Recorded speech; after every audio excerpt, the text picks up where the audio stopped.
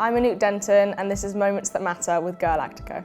I played for Arsenal Academy since I was 10 and I was there for 8 years, and in my last year I had the opportunity to train with the first team quite a bit, which was amazing. Like, I was not even an adult yet and training with like Kim Little, and when I was 17 we played Tottenham and I was given an opportunity to come on and make my debut in the WSL. Didn't actually touch the ball, but I really wanted someone to pass it to me.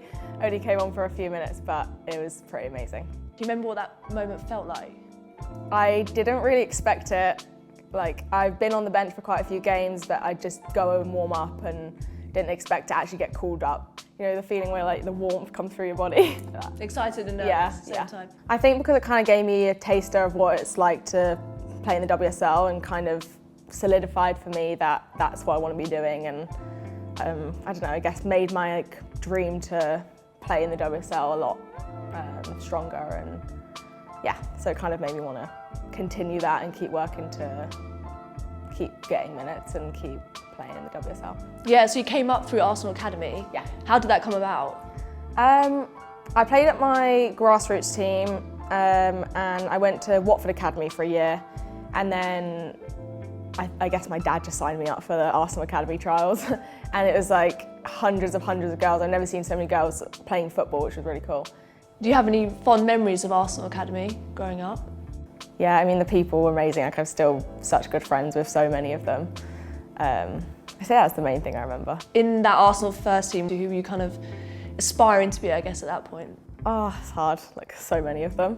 I feel like the people that made a big impact on me was like DVD, like Danielle van der Donk. She was lovely and kind of was a really friendly face to have around. Kim Little I've always looked up to. A quieter girl, but puts her head down and works, so really good to look up to her. Yeah, so the under-19s Euros was pretty cool. It was in the finals were in the Czech Republic, and it was kind of the longest trip we'd had with England. We were away for about 2 or 3 weeks, had like our prep camp, and there's a few other teams staying at the hotel with us, so we had this balcony that all of us would kind of hang out on. It was really nice. We didn't do as well as we wanted to. We had a really strong team and we really thought we would win, or we had the potential to win, but we didn't. Who was in that team?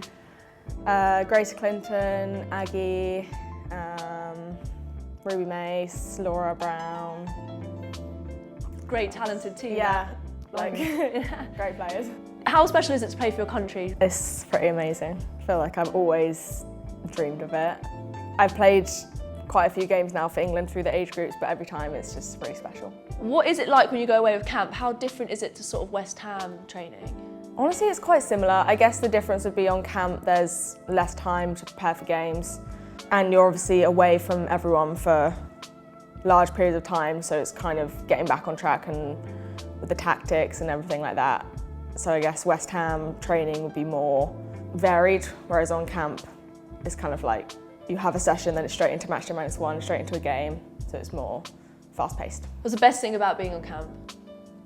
The people. And getting to visit cool places. How close do you feel to a Lionesses call-up? It's hard to say. I mean, I would be absolutely over the moon. I'd be so happy, but I feel like I would hope in the next few years. Are you aware of what you need to do? Like, does Serena talk to you guys? Do you have that communication, or does it come down from the 23s manager into you? No, so I haven't spoke to Serena. Comes from the 23s manager, but they're in close contact. Like Emma Coates is the 23s manager. She's in close contact with Serena and everything. But no, it comes through her. You then head to the US to play football. Yeah. Talk us through that a little bit. I feel like I always wanted to go to the US.